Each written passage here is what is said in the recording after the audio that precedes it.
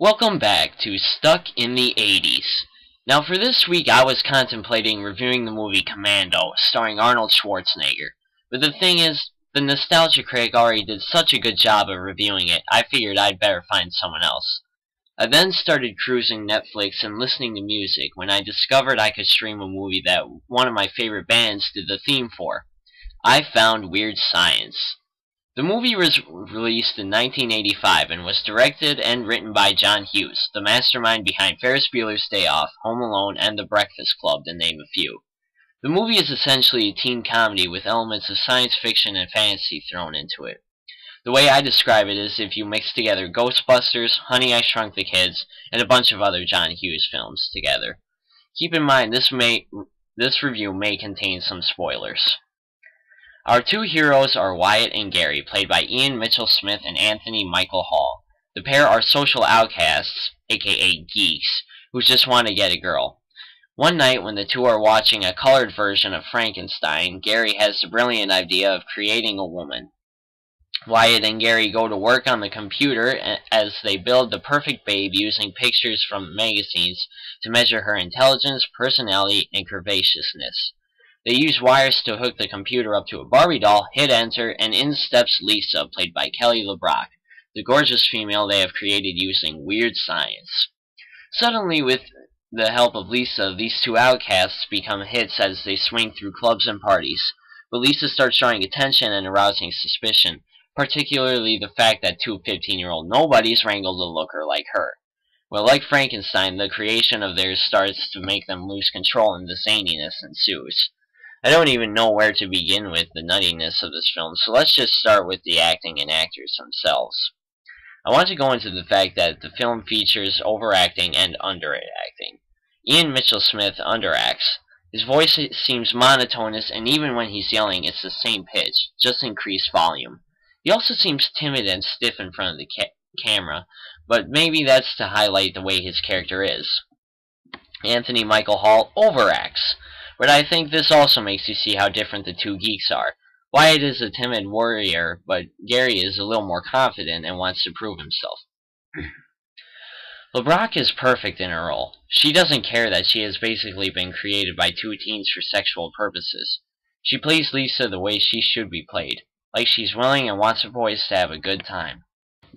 The only problem is that as the movie progresses, she seems less like the goddess they had intended and more like a motherly figure. But I suppose this works because as the plot progresses, you figure out why. The movie also features the faces of actors that will go on to greatness. Bill Paxton plays Wyatt's older brother Chet, and Robert Downey Jr. plays a bully named Ian. Paxton's role is a character that always seems to make his way into a John Hughes film. The over-the-top jerk-off that is so dramatized you know he's supposed to be hated. And boy, does Paxton deliver.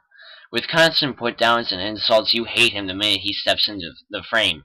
There's even a cameo appearance of the guy who plays the cannibal in the original The Hills Have Eyes, and I'm not making that up.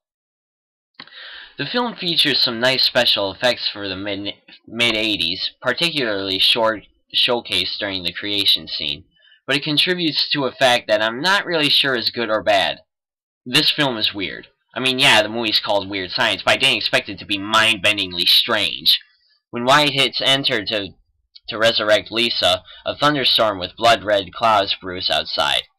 Wind whips through the bedroom, tearing off posters and throwing around papers. The set becomes immersed in a trippy psychedelic light show. Then you see what's happening in the neighboring houses. A dog stands on a woman's kitchen ceiling, a street light explodes in a towering ball of flame, and the city limit sign catches on fire. What the frick is going on? When the resurrection is complete, a door warps and explodes, and Lisa steps out in a seductive, skimpy outfit. And no one seems to wonder what just happened.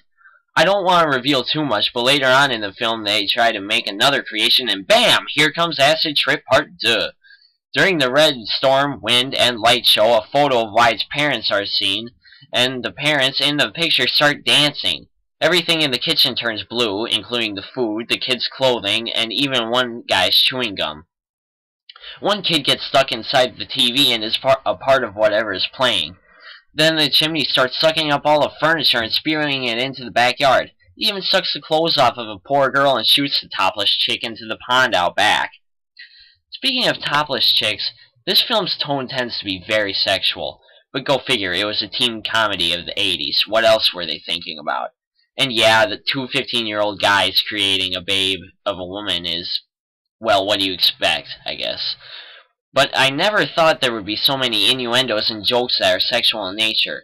When Lisa tells Gary's parents that he needs to live a little so he can stop quote-unquote tossing off to magazines, that was plain funny. Not so much the joke, but the conniption fit the mother goes into and Gary's frantic attempts to calm her down. But if you tried to put a similar scene to Wyatt and Lisa making out in a film today, people would shout cougar alert. This also leads into how awkward the film can be. Maybe it's supposed to show how socially imbalanced Wyatt and Gary are, but I don't know. It's just sometimes scenes that no one feels comfortable around one another, and it makes you feel a little awkward too. One great advantage this movie has is the ending. It's touching, heartwarming, and funny. It also has the Rocky theme, and that just makes it awesome. I think one of the best features of this flick, though, is the theme song, Weird Science by Oingo Boingo. The only downside is that it's not used much, and as I would have hoped, and it's a watered-down single edit of the song. But it's still great because, by God, it's Boingo, and I frickin' love Boingo. Well, I think that covers everything I wanted to get to. All in all, Weird Science is an enjoyable film, but nothing extremely special. It's a B-grade type movie, and which is A-okay this time, because it fits with the sci-fi and quirky elements it has.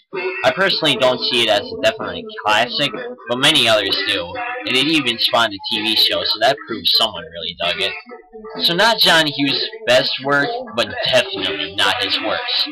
That concludes this review. Tune in next week for more Stuck in the 80s.